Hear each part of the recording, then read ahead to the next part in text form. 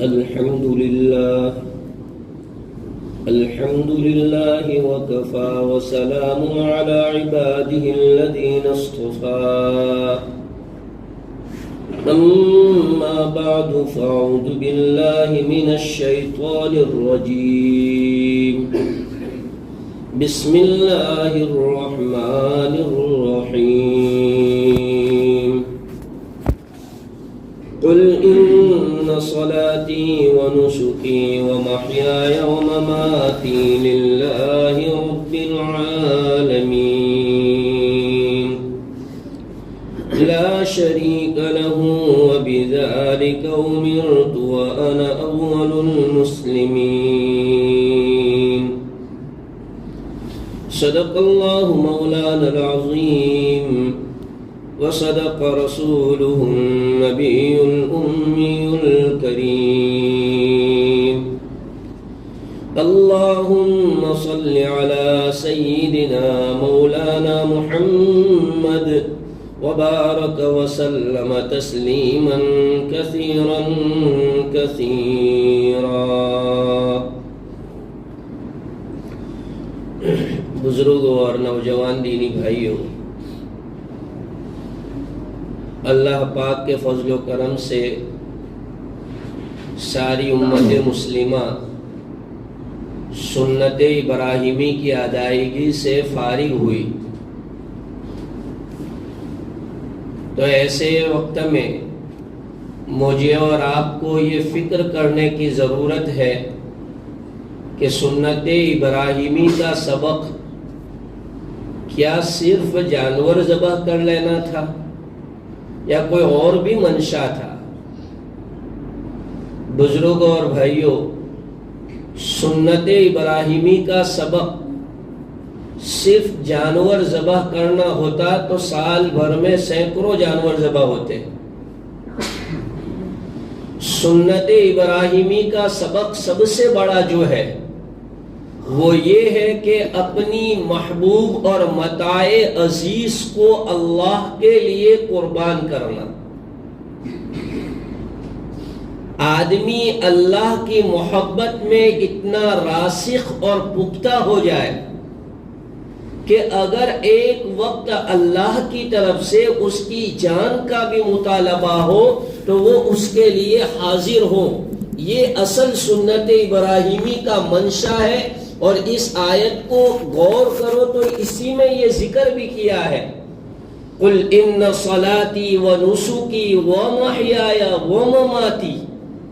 مفسرین لکھتے ہیں کہ یہاں حیات اور موت دونوں کو ذکر کیا. بظاہر ہم کو ربط نظر نہیں آ رہا ہے، جوڑ نظر نہیں آ رہا ہے کہ یہاں زندگی کو بھی کیوں ذکر کیا ہے. تو اس میں اشارہ ہے اس بات کا کہ آدمی کی ہر نقل و حرکت اللہ کے حکم کے تابع ہو اور اس کی زندگی کا منشا اپنے رب کو راضی کرنا ہو. یہ اس آیت پاک کے اندر ذکر کیا گیا کہ ان صلاتی، صلات بول کر کے سارے اعمال مراد لیے گئے ہیں کہ تمام اعمال آدمی جو ہے لوجہ اللہ انجام دے اور اپنے جینے اور مرنے کا منشا خوشنودی رب اور اللہ کی رضا قرار پائے، اس کو ذکر کیا گیا. فرمایا لا شریک لہ، اس چیز کے اندر اللہ کا کوئی اور شریک نہیں ہونا چاہیے. ہم غور کریں کہ کیا ہمارے پاس یہ چیز خالص پیورٹی والی ہے کہ اللہ کی محبت، اللہ کی خوشنودی خالص ہمارے پاس ہو؟ بزرگوں اور بھائیوں، حضرت ابراہیم علیہ السلام کی یہ یادگار سنت مجھے اور آپ کو اس بات کی دعوت دیتی ہے کہ ہمیں اپنے اندر کے جانور کو ذبح کرنے کی ضرورت ہے. انسانوں کے اندر جو نفس کی شکل میں ایک جانور بیٹھا ہوا ہے، اس جانور پر چھری چلانے کی ضرورت ہے. ظاہری جانوروں پر تو ہر کوئی چھری چلا لیتا ہے، لیکن در حقیقت ذبح کرنے کی چیز جو ہے وہ آدمی کے اندر کا جو حیوان پنا ہے، آدمی کے اندر کا جو جانور پنا ہے، اس جانور کو جو ہے ذبح کرنا، یہ سنت ابراہیمی کا اصل منشا ہے۔ اس کو قرآن نے ذکر کیا ہے، لَن يَنَالَ اللَّهَ لُحُومُهَا وَلَا دِمَاؤُهَا وَلَكِن يَنَالُهُ التَّقْوَى مِنكُمْ۔ اللہ تو چاہتا ہے کہ تمہارا دل اللہ کی محبت سے، اللہ کے خوف سے لبریز ہو جائے۔ یہ اللہ تعالیٰ کا منشا ہے قربانی سے۔ تو مجھے اور آپ کو ان گزرتے سال میں، ان دنوں میں یہ دیکھنا ہے کہ کیا واقعی سنت ابراہیمی کا رنگ میرے اندر آیا کہ نہیں۔ حضرت ابراہیم علیہ السلام کی سنت کی ادائیگی کے جو دین گزرے تو ان دینوں کا جو پیغام، اس کا جو فلسفہ ہمارے اندر پیدا ہوا کہ نہیں، کہ صرف ہم نے جو ہے دیکھا دیکھی جانور کو ذبح کر لیا، تماشا کر لیا، اور کیا کیا اس کو ہم سوچیں۔ قرآن مجید میں اللہ تعالیٰ نے صاف ارشاد فرمایا ہے، لن تنالوا البر حتى تنفقوا مما تحبون۔ کامل نیکی اسی وقت حاصل کر سکتے ہو جب تک تمہارے اندر یہ جذبہ پیدا ہو جائے کہ تم یاد الہی کے لیے، خوشنودی رب کے لیے، رضائے الہی کے لیے اپنی محبوب سے محبوب چیز کو بھی ختم کرنی پڑے تو تمہارے اندر وہ جذبہ پیدا ہو جانا چاہیے کہ تم اس کے لیے بھی تیار ہو جاؤ۔ یہ سنت ابراہیمی کا اصل منشا ہمارے اندر پیدا ہوا کہ نہیں، اس کو ٹٹولنے کی ضرورت ہے۔ آج کتنے لوگ ہیں کہ جو سنت ابراہیمی سے پیغام حاصل کر کے، سبق حاصل کر کے اپنی جھوٹی انا کے اوپر چھری گھما رہے ہیں، اپنی جھوٹی شان و شوکت کو ذبح کرنے والے کتنے لوگ ہیں، اپنے جھوٹے عہدوں کو ذبح کرنے والے کتنے لوگ ہیں، اپنی جھوٹی واہ واہ کے شوقین دل دادا، کیا انہوں نے اس کے اوپر چھری گھمائی؟ حضرت ابراہیم علیہ السلام کی یہ پیاری سنت مجھے اور آپ کو یہ درس دے رہی ہے، یہ پیغام دے رہی ہے کہ جھوٹی انانیت کو ختم کر دو۔ اللہ کے سامنے کہاں کی شان و شوکت، کہاں کا رتبہ اور مرتبہ اور کہاں کا جاہ، قرآن میں ایک دو لفظ ذکر کے، فلما اسلما، دونوں کے اندر اتنا جذبہ، دونوں کے اندر، باپ کے اندر بھی بیٹے کے اندر بھی، کہ اللہ جو کرے، کیا ہمارے اندر بھی وہ جذبہ ہے؟ ذرا دیکھیں، اذان ہو گئی، یاروں کی محفل لگی ہوئی ہے، چائے پانی ہو رہی ہے، گپ شپ ہو رہی ہے، ایسے وقت میں ایک قربانی کا وقت آیا کہ یار وقت ہو گیا، لوگ بھی تقاضا کر رہے، بیٹھو نہیں یار جائیں گے، یار بیٹھو نہیں یار جائیں گے۔ یہ سبق دے رہا ہے کہ اب اپنی اس عزیز محفل کی قربانی دو، اللہ کا امر تمہارے طرف آ چکا ہے، یہ اس کا سبق ہے۔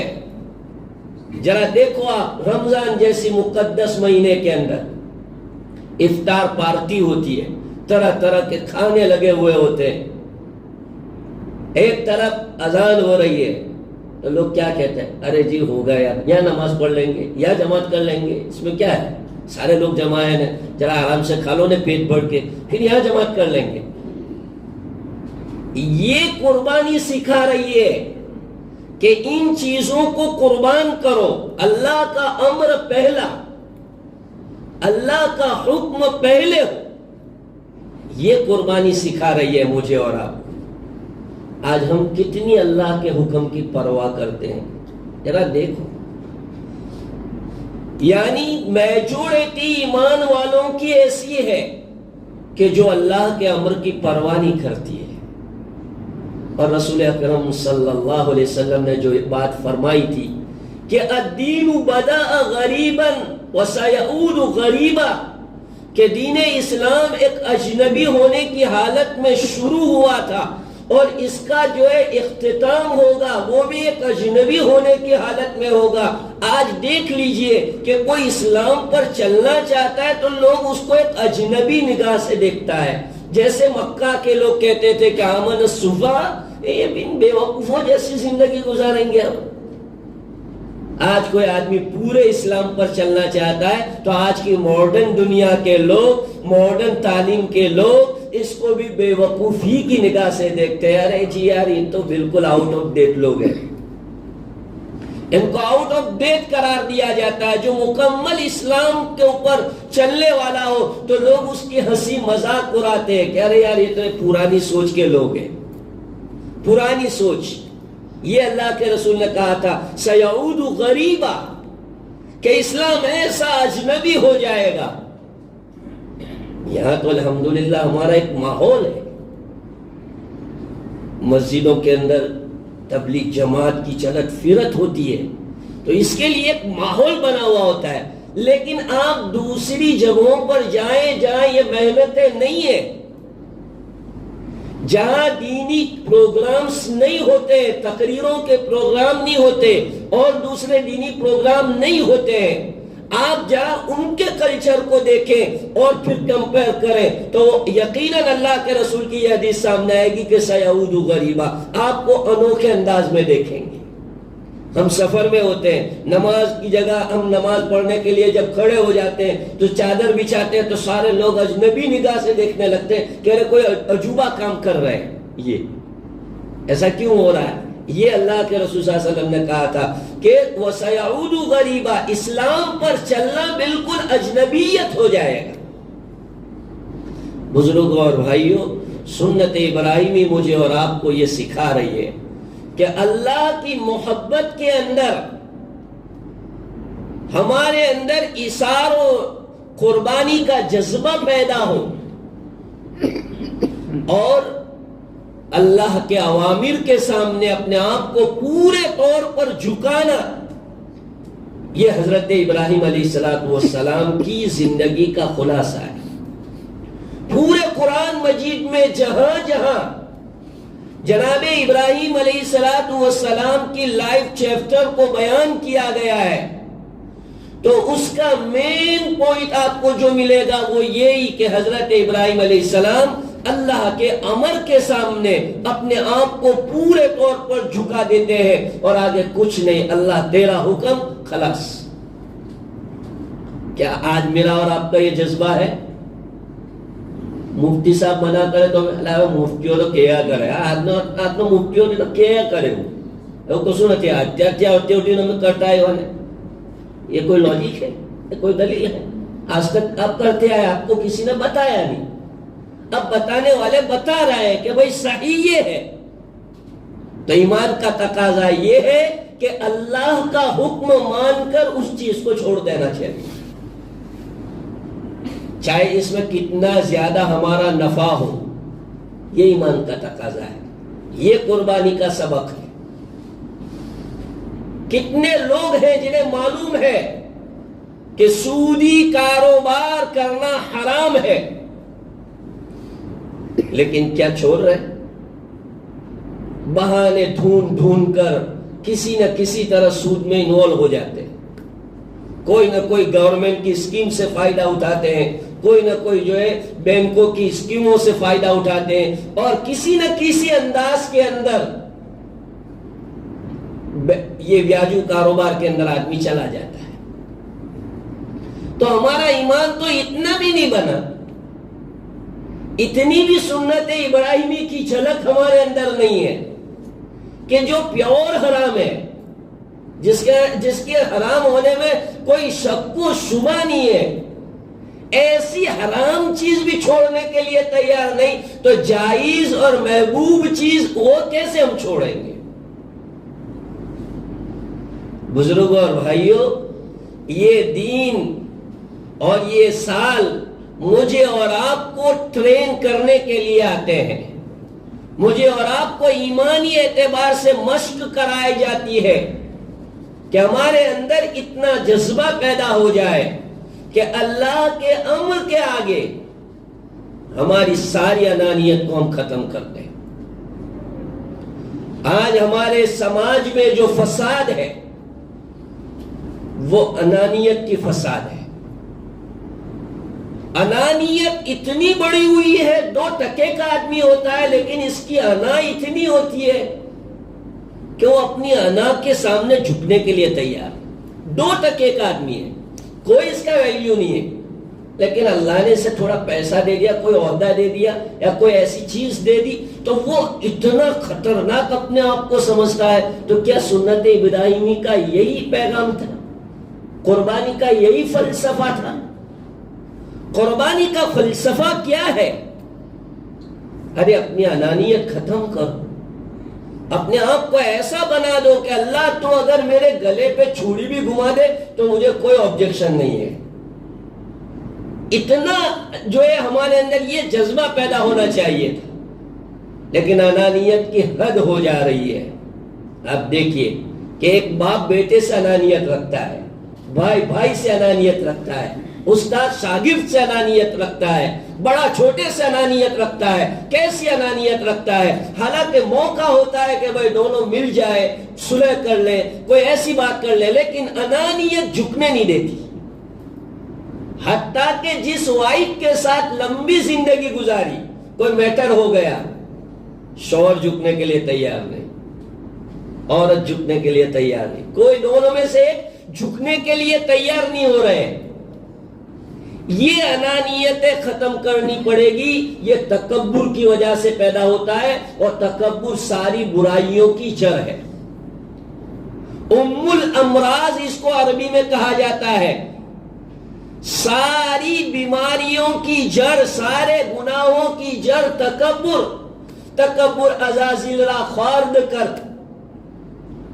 جس برائی نے، جس تکبر نے شیطان کو ذلیل اور رسوا کیا ہے، وہی تکبر اور وہی انانیت میرے اور آپ کے دلوں میں بھری ہوئی ہے۔ اب بتاؤ کیسے سنت ابراہیمی کا رنگ ہمارے اندر آئے گا؟ بزرگوں، تکبر، گھمنڈ یہ صرف اللہ کو زیبا ہے، کیونکہ اللہ کی ذات میں سارے کمالات ہیں۔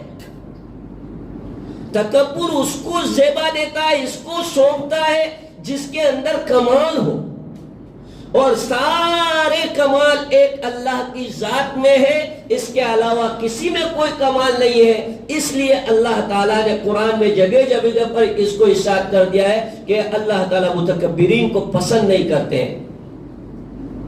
اللہ کے رسول صلی اللہ علیہ وسلم نے فرمایا کہ لا يدخل الجنت، جنت میں وہ آدمی داخل نہیں ہوگا من کان فی قلبی مثقال خردل من کبر، رائی کے دانے کے برابر جس کے سینے کے اندر، جس کے دل کے اندر رائی کے دانے کے برابر بھی تکبر ہوگا تو وہ آدمی اول وہلہ کے اندر جنت میں داخل نہیں ہو سکتا۔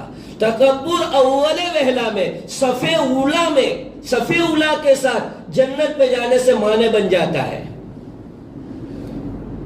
آج دیکھیے،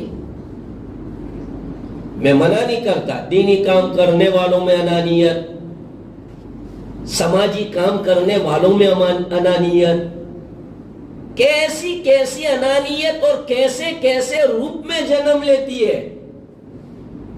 الگ الگ انداز میں لوگ اپنی انانیت کا اظہار کرتے ہیں۔ بزرگوں اور بھائیوں، آپ کو اگر غلط لگے تو یہ معافی ہے، لیکن بات صحیح ہے، انانیت کو آپ کو ذبح کرنا پڑے گا۔ آپ اپنا ایگو پنا سامنے رکھیں گے، نہ فیملی بنے گی، نہ سماج بنے گا، نہ آپ کا کاروبار ڈیولپ ہوگا، نہ آپ کی فرینڈ سرکل جو ہے مضبوط بنا رہے گا۔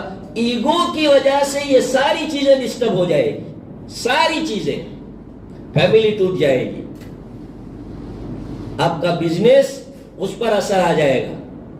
لوگ کہیں گے جو ہوا تو کروانے انہیں بول تو داور تو نہیں، لوگ ایسا بات کریں گے۔ ڈیل کرنے کے لیے آپ کے ساتھ کوئی بیٹھے گا نہیں، تیار نہیں ہوگا کیوں؟ آپ کی لینگویج ایسی ہے، آپ کی زبان ایسی ہے.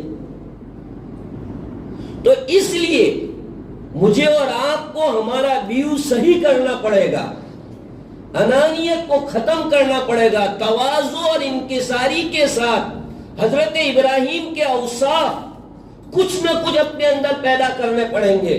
اللہ تعالیٰ نے قرآن میں جگہ جگہ پر جناب ابراہیم علیہ السلام کو قابل اتباع بتلایا ہے کہ اتباع کے لائق ذات حضرت ابراہیم علیہ السلام کی ذات ہے. ان ابراہیم کان امۃ قانتا للہ حنیفا. اس میں مقتدی اقوام بتایا گیا ہے حضرت ابراہیم کو کہ حضرت ابراہیم علیہ السلام ساری قوموں کے مقتدا ہے.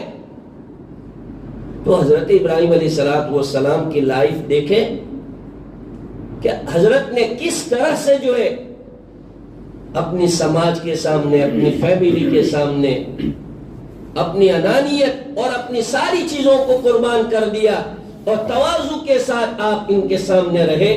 میرے بھائیوں، آج بھی ضرورت ہے اس بات کی کہ میں اور آپ ہماری انانیت کو ختم کرتے ہوئے اپنی زندگی کو گزاریں، ورنہ یہ تکبر آدمی کی ساری عبادت کو بھی ختم کر دیتا ہے.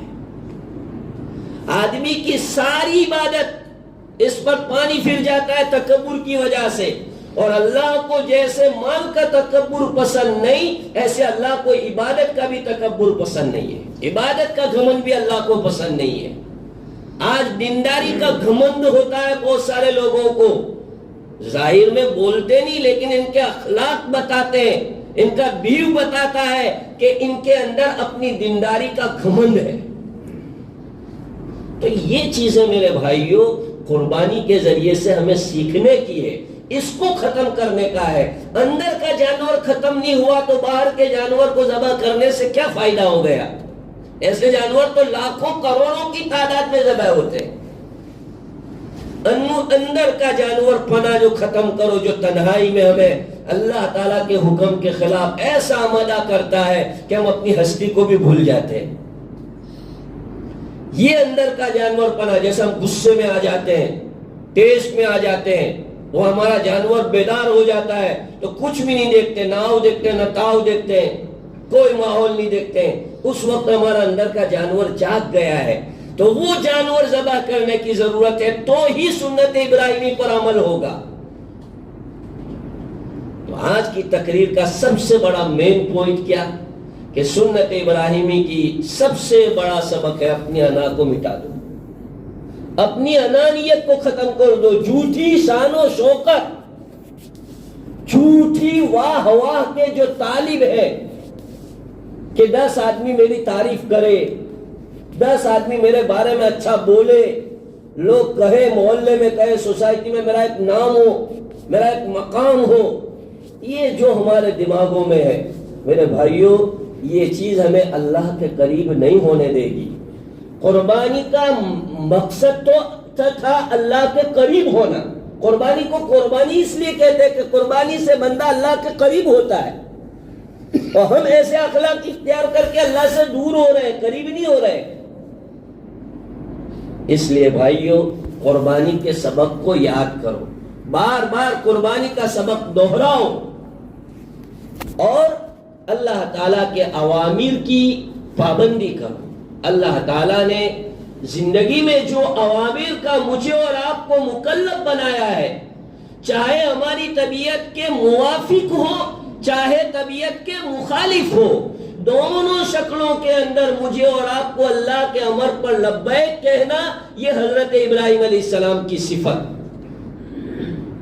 میٹھا میٹھا ہاف ہاف کروا کروا ٹھو ٹھو، مفتی کا فتویٰ میری چاہت کے مطابق آیا ہے تو کہا ہاں ہاں مفتی صاحب کرایا، اور مفتی کا فتویٰ میری چاہت کے خلاف آیا تو فوراً اس کے خلاف زبان اور اس کے خلاف لینگویج.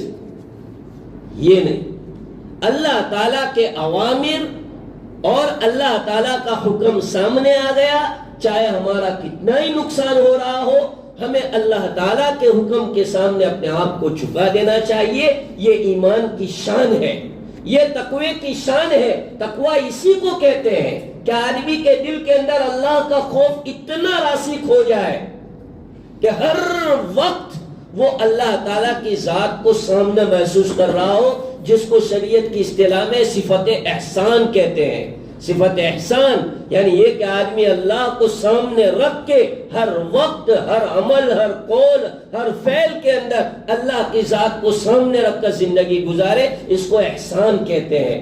اللہ پاک مجھے اور آپ کو قربانی کا پیغام حاصل کرنے کی، قربانی کا فلسفہ سمجھنے کی توفیق عطا فرمائے، اور پوری امت میں اللہ تعالیٰ وہ جذبہ عطا فرمائے جو اللہ تعالیٰ قربانی کے ذریعے سے چاہتے ہیں۔ وآخر دعوانا الحمد للہ رب العالمین۔